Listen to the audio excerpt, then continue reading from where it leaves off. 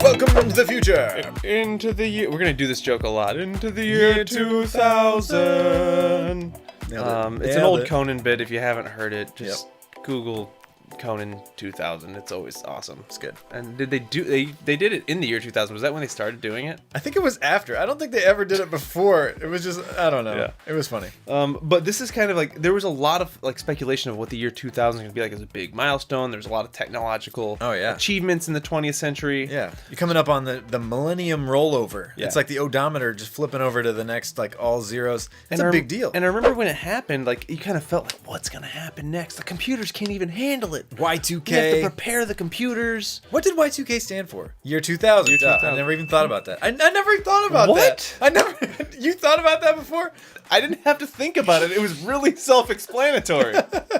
I'm sorry. At least I thought of it. I figured it out by the time the sentence That's going to be your thing. Like next time the tweet thing goes around, you're like, something you didn't figure out until way too late in life. What does Y2K stand for? Oh, what? Year 2000.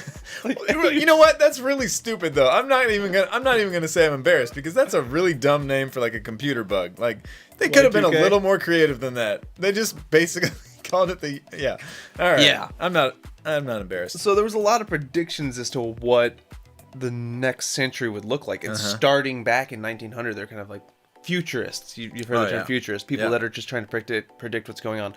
Popular Mechanics and Popular Science magazines both were very popular.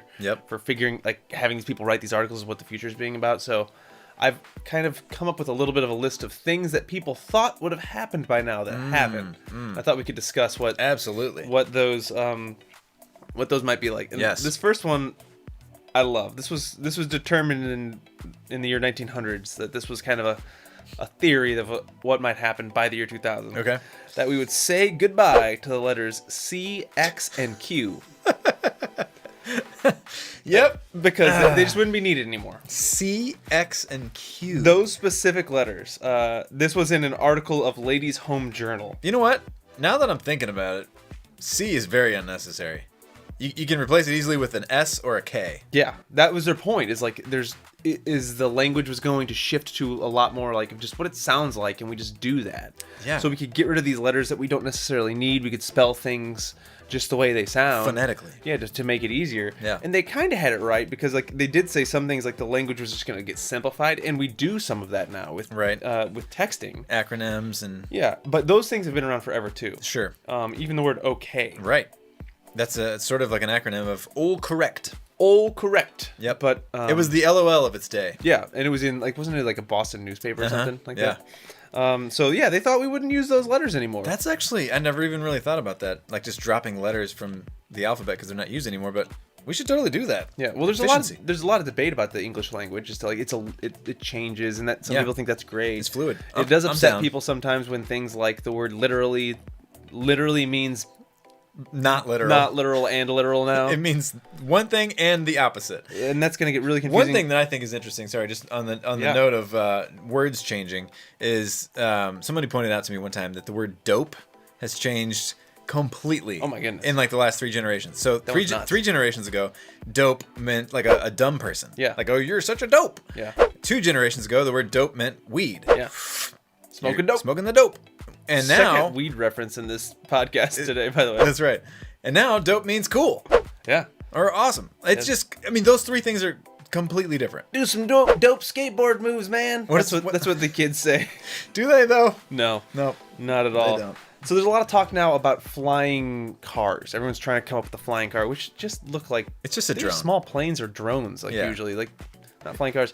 But back in the year 1909, what people really assumed was going to happen were flying bicycles. Oh, that's cool. Which would have been awesome. Super awesome. Do you know the reason why they kind of went to that? Like, they really didn't think the car was necessarily going to take off, because at that time... I see what you did there. Yeah. The car certainly didn't take off. It still definitely didn't take off. But at that time, they weren't very reliable. They broke down. They were very expensive. And the bike just seemed like, hey, this is going to be the mode of transportation for people. Like, they didn't really see that far in the future. So there's these pictures of people just like with balloons tied to their bikes, and like their tires are replaced with what look like riverboat paddles or something to like move you through the air. That would be awesome. I know, but it would not work at all. It would be terrible. You would crash a lot. I love pre-flight assumptions of what future flight would be like. Yeah. They had no idea. No clue. No clue whatsoever. You can't imagine future technology, really. Like, you just kind of, you apply current technology to like what you want to be able to do, and it comes out really silly. Yeah.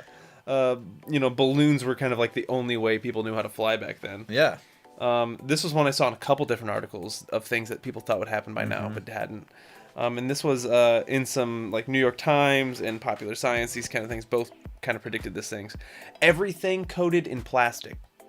Everything coated in... Why? Just for cleanliness? Well, like this was in the 1950s. So they kind of thought like plastic was the new thing. Everything's going to be plastic in the future because it can get wet. Nothing wrong is going to happen with it. Like it's really easy to make. You can make it into anything else. So they kind of thought all fabrics would be synthetic plastics, which there's a lot of those now, but totally not it. But everything would be coated in it to the extent that there's like a picture of a woman hosing down her living room. Look at this photo. Oh. Like, this is what they thought was going to go down. That's not a bad idea. If they could figure that out. The idea was there'd be a drain in the middle of your house, and you could just hose everything down. I don't hate it. That would be really nice. If you've ever lived with toddlers, you want that really bad, to be able to just hose down your house, because there's just germs and crumbs. That's pretty good. Turns out plastics weren't as great as we all thought they were going to be. Yeah, they're not quite soft to lay on. No, they take a ton of material. They're also really bad for the environment. Yeah, they're really bad for the environment. It takes a lot to make them. As I sip from my water bottle here. Your plastic my water bottle. single-use water bottle. On that same kind of note, back into the home, another thing that people thought might have happened by now is we'd all be living underground. Now that one, I mean, I get the appeal of that a lot, too, because... Well, first of all, you don't have the light. The natural light thing, that's a big loss. Well, that was the reason they thought. They thought because of the technology with light and everything that was coming down, is like we'd just be able to give these artificial lights, like windows and like like fake windows, mirrors. Like in Lost. Like remember Lost? Right. The hatch down in the hatch. Spoilers. Yeah. if you don't know about the hatch now, there's a whole new generation, man. They've never seen Lost. Yeah. No, but I get that. I mean, if they could figure out a way to bounce the light down there and like have these really good artificial windows. Yeah, but the thought was you'd have then all the soil for commercial land, farming. Yeah. And everybody could just live underground. And you could power, this is the coolest thing. Yeah. You could have powered everything geothermal. That's sweet. And everyone was kind of sick of weather. Like that was like the big reason, like don't deal with this pesky weather anymore. Just live underground. I'd love to be a part of a conversation in like 1910 or whatever that was. We'll just all like, be mole you know people. What? This weather stuff. Let's we can get rid of the weather if we just move underground. Let's live underground. See? Jeff pointed out another interesting note that I remember reading. I totally forgot about this. They thought nobody was going to build no one's going to build a 100-year home anymore. Like everything was going to be prefabbed. Like this is along like the whole plastic thing. Yeah. And they'd last about 20 years and you get a new home. That is interesting because actually this brings me to a slightly related point. I have this kind of personal philosophy that I don't really like things to last that long, which is kind of weird. But if you think about it, okay, so like previous generations, I feel like our grandparents' generation, maybe this is because they're from the Depression era, but they were always like, everything had to be built to last forever. Quality. Oh yeah, like your dining room table was like, I mean, that thing is a hand-me-down. Like you want that to last 100 years. Like you want your couches to last and your clothes to last. Everything was like built to last, which is good because you don't want to spend a ton of extra money on replacing things. Right. But you don't really realize that like if it lasts for 30 years, it's out of style and you don't want it anymore. Yeah. And so I would rather spend less money on something that's a little bit cheaper that's going to break. Like let's say a couch. It's like not crazy expensive. It's gonna break in like 5 years because you know what? I'm probably gonna want I want a different couch anyway. And we're not Rockefellers, so we can't afford to be constantly replacing furniture every day. That's true. But no, I'm with you there. I kind of disagree a little bit because I think of the ramifications of like all the waste. And I think there's a lot of waste. I think it's the reason that didn't happen, where people were building these prefab homes that don't last that long. Yeah.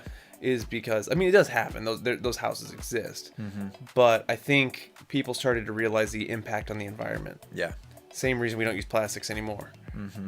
So there's something to be said, like, what happens to your old furniture? Is it just going to landfill? Is it like what's going to happen there? Reused somehow, or is it going to the Texas-sized island floating in the middle of the Pacific Ocean, made out of plastic? So much plastic. Yeah. In that island. This one, this is another 50s thing. We've come to part of this one. Okay. 3D television. 3D television? Which we have. We have that. Turns out it sucks and nobody really wants it. True. That was a phase that everything went through for a while. Yeah, Now you don't see as much 3D anymore. 2 or 3 years ago, yeah. Yeah. But the thing that everybody thought was going to be there, which I really wish has happened, smell-o-vision. Smell-o-vision. I know. That was the thing, man. I remember even when we were kids, it was like, smell-o-vision's around the corner. Yeah. It's the last sense that hasn't been, you can't like broadcast. You got eyesight, sound. Well, I guess you can't really taste your TV, but smell-o-vision, man. Taste-o-vision. Taste, yeah. Man, smell-o-vision would change things. Oh, it would make... Imagine watching an action movie, you could smell the immersive experience would be incredible. Guts. Yeah, but it would... I mean, how would they do that? That's the question. Back in the day, like, technology was exploding in the 20th century, so people just kind of assumed it was just like, you can't predict how the future's gonna go. That's kind of cool. They kind of predicted FaceTime and stuff. Like they kind of imagined everyone's gonna have these big TVs. They just didn't really get, it was gonna be limited to or it was gonna be down to like a little computer phone that you can carry in your pocket. Right. Yeah. And the fact that we call this a phone is kind of ridiculous. Like, 'cause we barely use it for that. It's hardly a phone. But those were some of my favorites. I mean, the other ones, obviously, people thought, we'd be all in living or be able to travel in space by now. Like, those are big things. But I know the one thing everyone complains about we don't have. Jetpacks. Jetpacks. Where are jetpacks? This wasn't in the article, but I've heard plenty of people complain about jetpacks. I complain about that. We were supposed to have jetpacks by now. We were promised jetpacks. And we don't have them. Is there anything that you thought we would have by this year when you were a kid that we don't? The internet communicating phone blows me away. That blows me away too. Never thought that would be a thing. Unbelievable. Couldn't imagine that. I think I definitely thought that we would be like more into space travel. I don't know if I would thought that when I was a kid that I would be in space by now, but I thought that space travel would be like at least advancing. Yeah. We haven't really made, SpaceX and like some other companies are just now kind of getting back into it, but it's just been a slow road. If you think about the 60s, like in the early 60s, JFK was like, we're going to the moon by the end of the decade. And we did it. Moon's a lot closer than Mars. But we landed on it, took off again, and came back. That's crazy. And we really haven't been outside of, people haven't been outside of that, the orbit, really. We went a few times, I think. Not that many, though. It's not we like tried a lot. Yeah. It didn't always work. It's hard. But anyways, so I love those articles. Oh, yeah. The future is really fun to think about. And it's fun to think about now being the future of 100 years ago and being like, man, it's totally different than you thought, bro. Yeah, there's definitely things that, like, if you went back and showed people things we have now, it would blow their minds. Like the fact that our screen is this big. Like, people imagined FaceTime conversation, but they just imagined this huge CRT monitor. Nobody could predict an LCD screen. Yeah. But I mean, their minds would be blown by some things, but then other things would be like, you're still driving around in cars that are powered by old dinosaurs that you light on fire? Like, what? That's one way of putting it. I thought we'd be over that by now. We do still use the term horsepower, which is kind of ridiculous if you think about it. Nobody has a reference for that anymore. What does that mean? We still use it. 200 horsepower. What does that even, like, who has 200 horses? Yeah. So what do you think will happen in the next 100 years? What do you think is going to happen 100 years from now?